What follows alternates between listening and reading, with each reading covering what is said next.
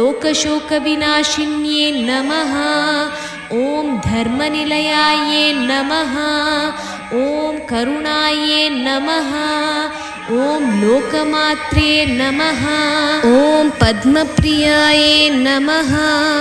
ॐ पद्महस्ताये नमः। ॐ पद्माक्ष्ये नमः।